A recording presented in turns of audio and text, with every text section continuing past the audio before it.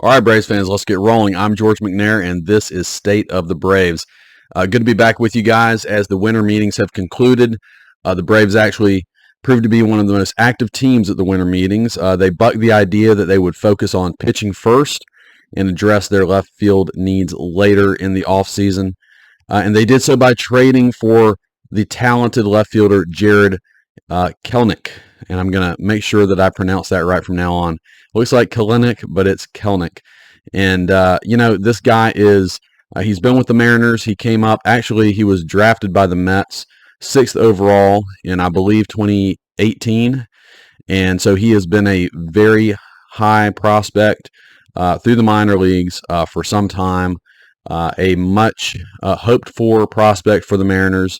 And unfortunately for them, he never really figured it out with them, and that's the reason why he's available. But Alex Anthopoulos is definitely selling, or buying, I should say, buying low on Kelenic. And let's get into the deal that brought him to the Braves. The Braves acquired Kelenic for Marco Gonzalez, and who's a pitcher, left-handed pitcher, and first baseman Evan White.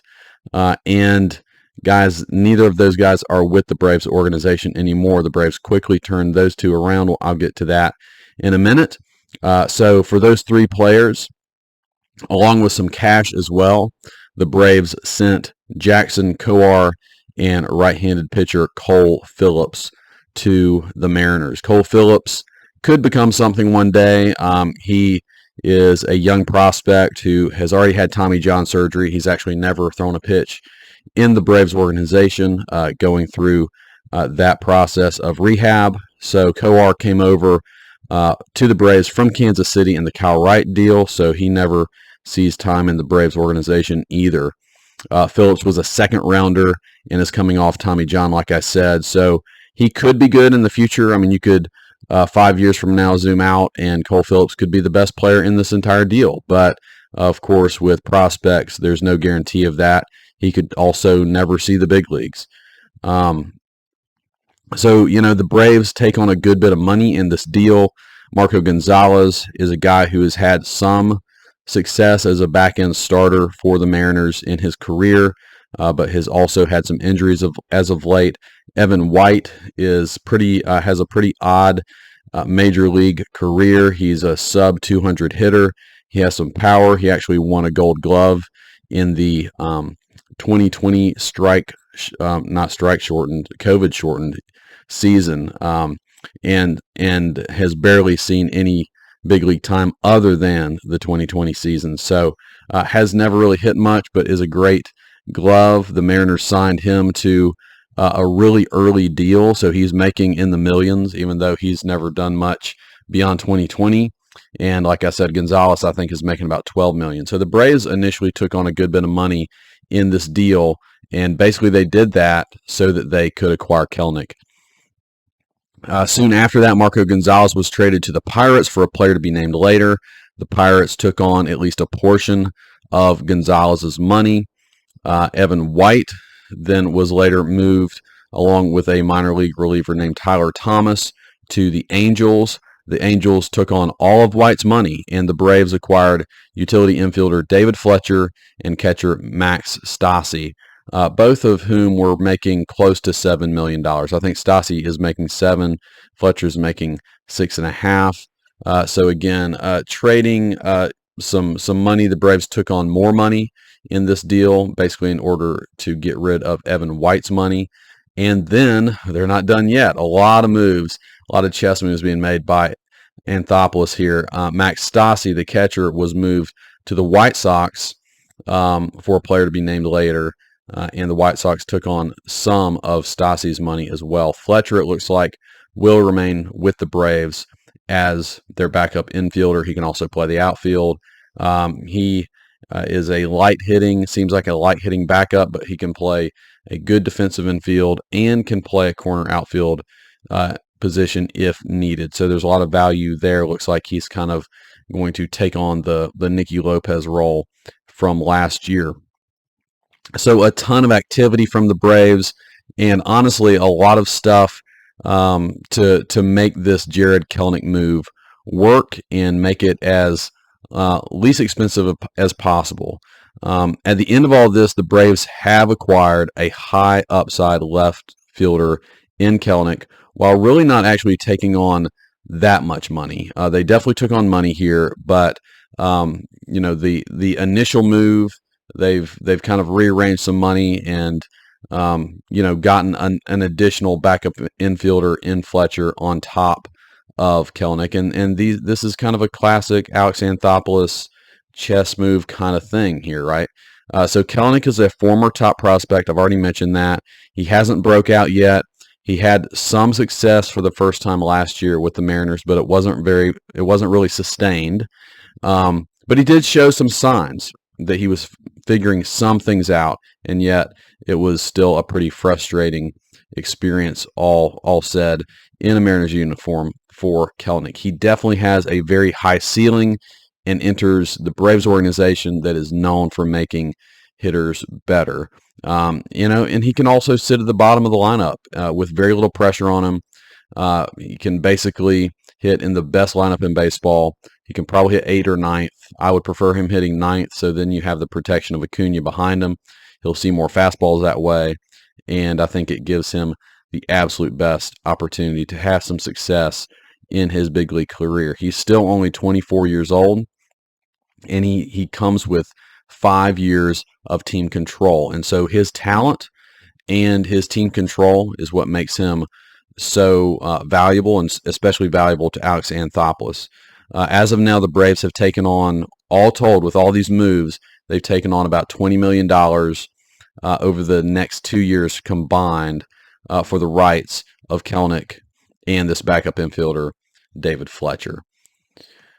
So, all that being said, as you kind of zoom back a little bit on this Kelenic move, the most likely scenario is that these trades create an opportunity for Kelenic to be the starting left fielder and long-term left fielder for the Atlanta Braves. Fletcher, again, will serve as a utility infielder probably for the next 2 seasons. He is signed through the next 2. And this also likely means, I think it likely means that Vaughn Grissom will be traded. It doesn't guarantee it, but it certainly seems like that is the most likely scenario or domino to fall after Kelenic has been acquired. Now, the Braves have come out and said that Vaughn Grissom is still in their plans. He still plans to play left field in winter ball and kind of be prepared for that. I believe them. I believe them in a sense. I think it's highly unlikely that Vaughn Grissom and Jared Kelenic are going to be kind of a tag team duo in left field next year. I think there's just a lot to be played out still in this offseason. So the Braves need to prepare for either of these guys to play left field and start for the Braves next year. But, here's a scenario.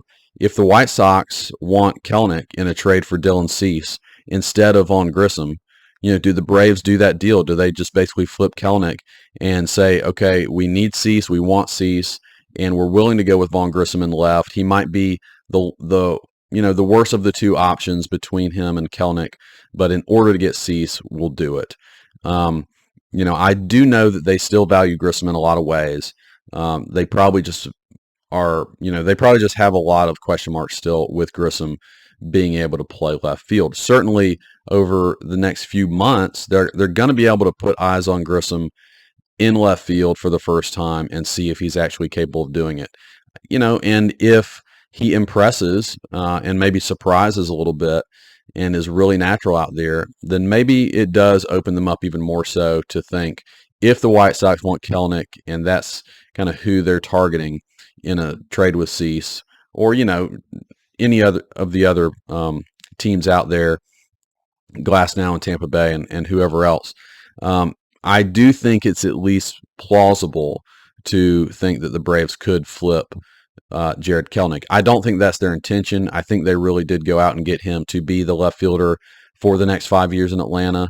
But you listen to all offers, and I think the Braves want to be flexible in how they finalize and build this roster for the upcoming season. So if the Braves keep Kelenic and see him as this long-term piece in the outfield, let's dive into Kelenic a little bit more, and just think about the type of player he can be with the Braves. First off, his promise as a prospect was real. At one point, he was the number 4 overall prospect in baseball, and he lit up the minor leagues for a 2-year period and really seemed to be maybe not a can't miss prospect, but really obviously a super talented guy that was going to do a lot of big things in baseball. His prospect grades were, prospects are ranked on 20 to 80 in all these different categories. Typically, 40 or 45 is average, and then anything above 45 is above average. And if you get to 60 as a prospect, it's it's really next level good. You rarely see grades of 70s and 80s on prospects. You might see these grades. Sometimes they'll break them down into what the guy's doing now, and then what they project he might be able to do in the future. But all that being said, Kelenic was basically rated close to a 5-tool prospect. 50 grade hit tool, which is really solid. 50 grade game power, and 60 raw power, meaning his game power, he wasn't fully always tapping into that raw power, but this guy is a powerful dude, potentially, 30 plus home run kind of guy, if he puts it all together. 50 grade speed, which again is above average. 45 fielding, so a little lower on the fielding. I think he's graded out at least as an average outfielder so far in his big league career. So all of those things show out to be a really solid, potentially really solid all-star level major league player. But of course, what a scout puts on a piece of paper and what the player actually goes out and does, two different things. So Kelenic has definitely experienced some struggles in Seattle. He's basically struggled over parts of 3 full seasons. And he had a weird timing thing, and of course COVID really threw off a lot of different baseball players out there. So Kelenic ripped up the minor leagues in 2018 and 2019. And then 2020 happened and he didn't play. So let's just get into that. So, he in those 2 seasons where he really tore up AAA, or actually minor leagues, he had a 900 OPS across 3 levels as he made his way up to AAA. And then in 2019, he hit over 1,000 OPS at AAA. So all these things, all good signs of he's obviously not only, putting the bat on the ball, but with real authority and power. But some high strikeout numbers, and those strikeout numbers only ticked up as he made it into the big league. So again, he has struggled over 3 seasons, partial seasons with the Mariners. He hasn't really been able to play a full season, and I do think that's one thing that has probably made it more difficult for him to be successful at the big league level. But I mean, again, he was failing. I mean, he was hitting, under 200 when the Mariners 2 straight seasons sent him back down to AAA. So I think the best word to describe Kelenic's early career with the Mariners was frustration. That was kind of capped off last season after he struck out in the 9th inning of a big at bat. He broke his foot by kicking a water cooler. And, look, is that proof that this guy's a hothead? And he, no, I mean, well, maybe, but we'll see how all that translates. And maybe that fire is a good thing that will come into the Braves clubhouse. But I do think it also means he cares, right? And obviously he has been experiencing some frustration. He's a talented guy who probably hasn't dealt with this kind of failure in the past. And here he is for about 3 straight years, really struggling through things. So this will be a fresh start for him in Atlanta, right? He's going away from Seattle, which is historically one of the hardest places to hit in baseball. Seattle and their offense has been kind of notorious for being full of guys who strike out a lot, and I just wonder collectively what that might do to a young player, not being surrounded by guys who are necessarily approaching at bats all that well. And he's going to be entering a clubhouse full of really solid dudes, but also a clubhouse and a team with a lot of good hitters who approach the game the right way, approach at bats the right way. And, that we saw that as Braves fans this entire last season. I mean, you think about it, Acuna and Olsen were both able to reduce their strikeout numbers. Acuna basically from the get-go cut his strikeout numbers in half this season on his way to his MVP. And Matt Olsen, after kind of a rough month or so start to the season, really was able to make some important adjustments, and of course ends up hitting over 50 home runs. And then you think of Marcell Ozuna and Michael Harris, both really struggling out of the gates this season with these deep slumps that they were both in. They both worked themselves out of those slumps with really hard work and good approaches at the plate. And so I think all these guys, right, they've had experience doing it. They've had a lot of success, and Jared Kelenic is going to come into that clubhouse probably with a ton of respect for the guys surrounding him and how they go about their business and how they hit. And he's going to be able to see it firsthand. And, that is really important to me in terms of, is this young guy going to finally click? Is it going to finally click for him and he will figure it out? Of course, it's no guarantee, but what can Jared Kelenic be potentially? I think a 3-WAR player is totally realistic for him next year. If you had re-signed Eddie Rosario, which I'm sure some of you guys out there would have wanted the Braves to bring back Eddie for another year. But, Eddie has been a 1-WAR player over the last couple seasons, which is under a solid starter in the major leagues. And I think Kelenic Kelenic was a 1.3 WAR player, so he was about where Eddie was last year. He's never been better than that, but he's only 24 years old, right? He's just getting started, and his ceiling is way higher. His ceiling, honestly, is higher than a 3-WAR player, but I think it is legitimate to say if he can just put things together a little bit more, play every day, play a solid left field, I think he can be a 3-WAR player for the Braves next year. And on a team full of all-stars and full of MVP candidates, that's really all he needs to be, especially at the bottom of the order. The other thing to think about with this move is, the Braves are taking on about $20 million over the next 2 years, but Kelenic himself is not making any money. And if he doesn't play well, if he doesn't work out, you can move on from Kelenic, and you can move on pretty easily. And it's not difficult to go out and get another left fielder on the open market, whether it's trade or free agency. It's just the Braves have done it quite a few times. It would be nice for Kelenic to be that left fielder of the future, and we just have a solid guy in the lineup for years to come in left field, because it has not been the case for a long, long time. I think if I had to think back to the last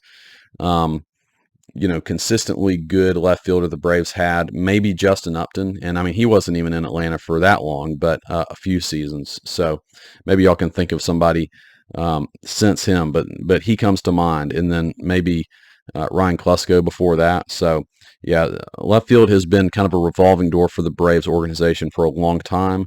It'd be awesome to see Kelenic step up and really take hold of his career.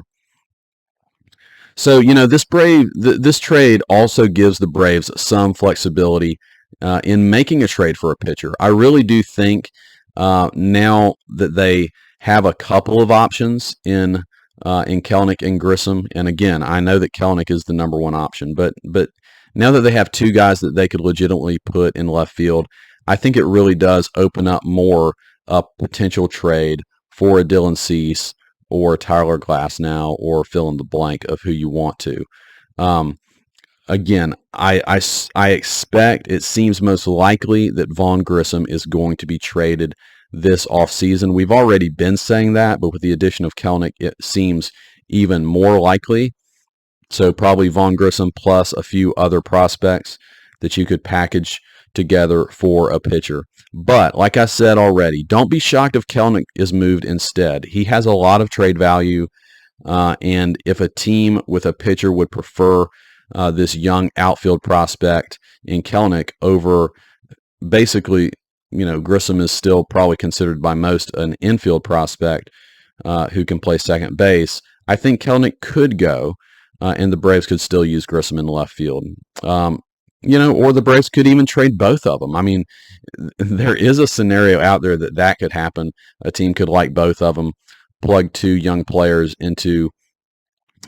Could you foresee that? Yeah, I could totally foresee somebody like the White Sox going young and taking both those players for a Dylan Cease, and the Braves could go out and find another left fielder. Again, I don't think that is the most likely scenario, but all of these things are on the table, and I think the Braves really are still in the mix to add another starting pitcher.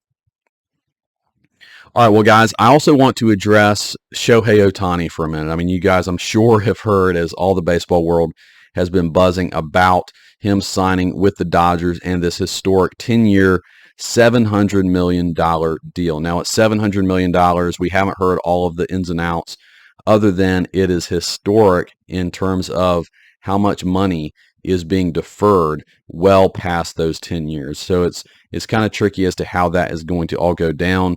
But nonetheless, what it means is Ohtani is going to the Dodgers, and our dream of Shohei Ohtani in a Braves uniform, our dreams have been dashed, guys. And I guess that's all they really ever were dreams. My hope, and if you go back to my Ohtani episode, my hope was that Ohtani would go to the team that was the best fit, right? And the team that was the best team, and that would be the Braves. And yeah, I knew it was unlikely. I knew he would have to shun a lot of extra money in order to do that, and ultimately, obviously, it's not what he did. The Dodgers are hard to say no to, right? It's Hollywood. It's one of the best-run organizations in baseball, and they obviously threw as much money as anyone could ever imagine at Shohei Ohtani, and he took it. And I certainly can't fault him for doing it. It kind of is obvious. I mean, ultimately, it sounds like maybe the Blue Jays and the Angels were the other two finalist teams, though I never really believed the Angels were legitimately going to be able to bring him back. So, maybe he really did, maybe it wasn't even that much of a decision, but he ends up going to LA, and a lot of people are asking, is Ohtani really worth $700 million? And, my answer is probably. He probably is. He's the most unique player in modern baseball history. He brings in so much extra money in terms of, revenue from Japan and all of the sales of everything. But, I don't even know if that's all that important to talk about. The Dodgers are the only team with deep enough pockets to make this kind of deal, right? And they were in a unique position because they had really cleaned out a lot of their payroll in order to do this, and everybody knew they were doing it. So it really did end up playing out the way most people thought it would. I do wonder, however, if things were to ever go badly in LA for Ohtani, and by badly I mean, an injury or Ohtani becoming unhappy with the organization for whatever reason, or if the Dodgers started to lose halfway through this contract, how might this mega contract actually trap Shohei Ohtani in LA? It's just going to be, it's almost impossible to ever move him, and I'm sure the Dodgers don't think that will ever need to be discussed, but you never know what's going to happen with a player. And, what if Ohtani is never able to pitch again, and all those things, right? There's so many unknowns. But again, the Dodgers are in a unique position to be able to do this, and they did it. And certainly us Braves fans know that the Braves would laugh out loud at giving any player $700 million, and especially a player who will be 38, 39 years old at the end of this. Yes, I mean, that's the thing. The Dodgers will be paying Shohei Ohtani $70 million to play as a 39-year-old. So, look, like I said, he probably is worth it.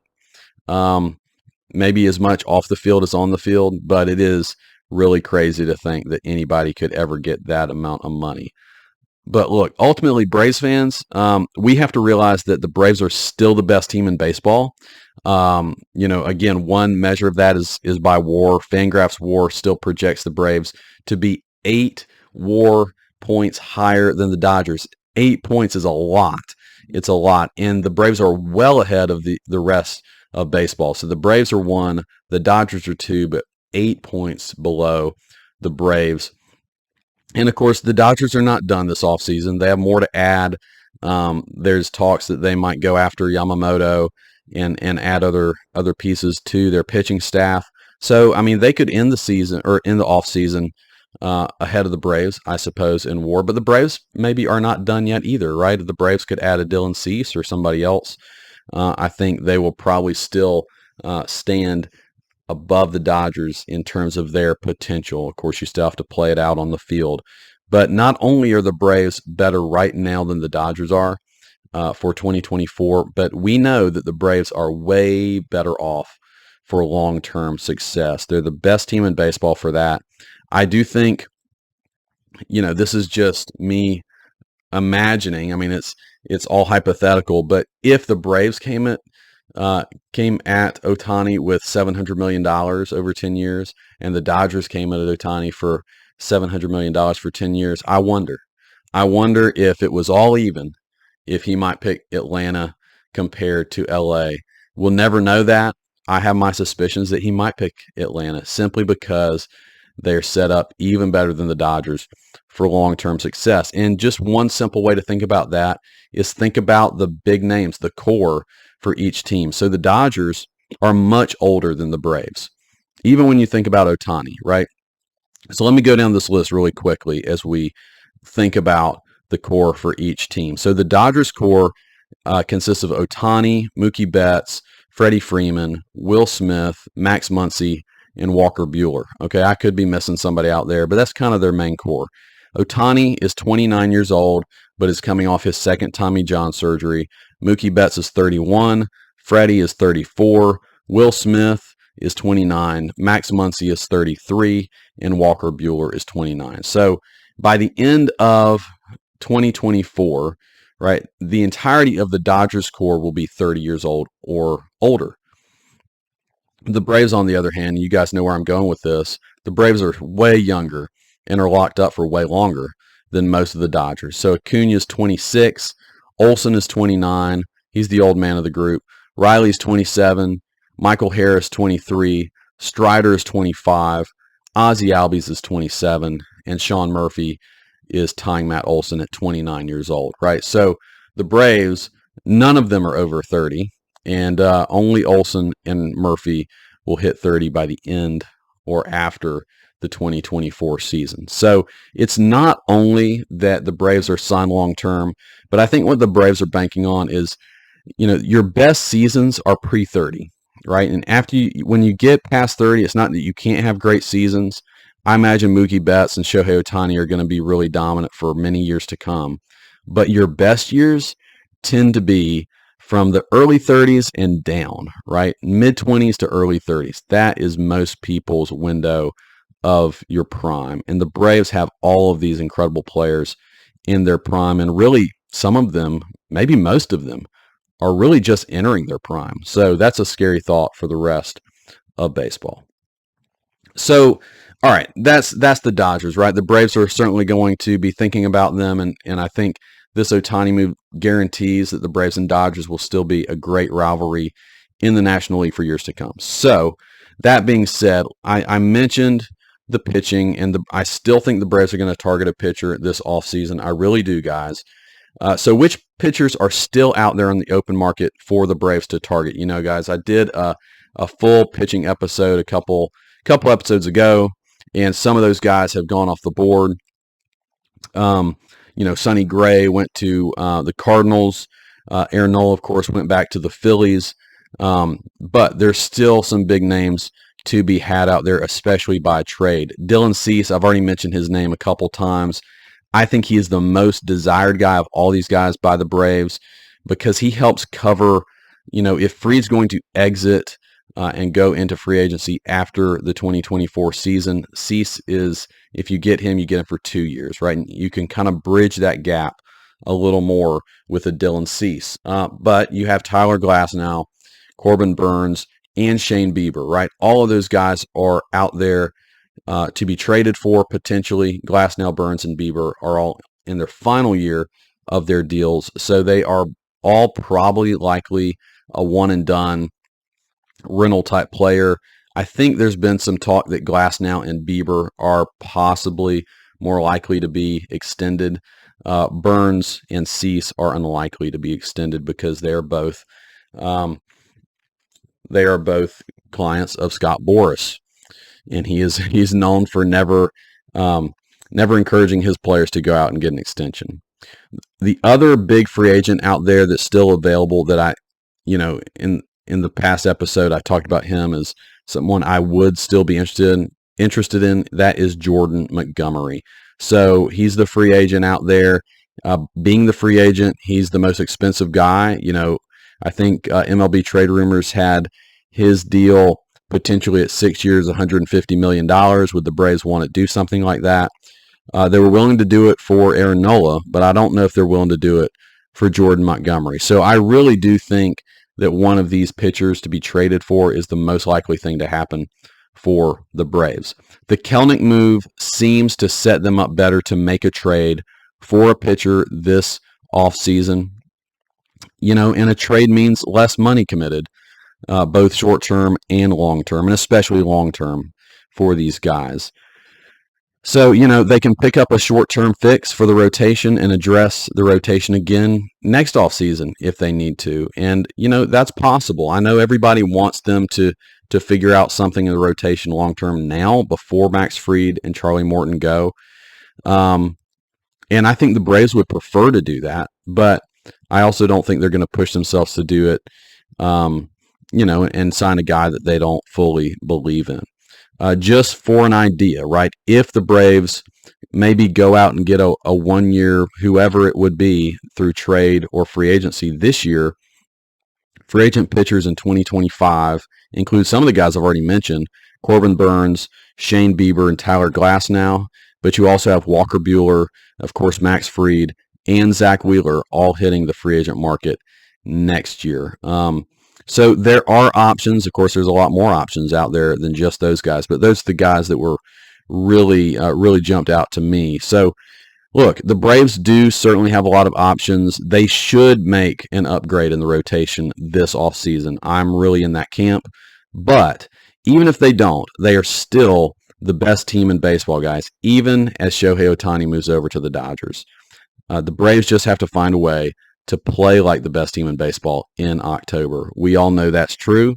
And of course, October's a long ways off. So it's going to be a while until we're able to figure that one out.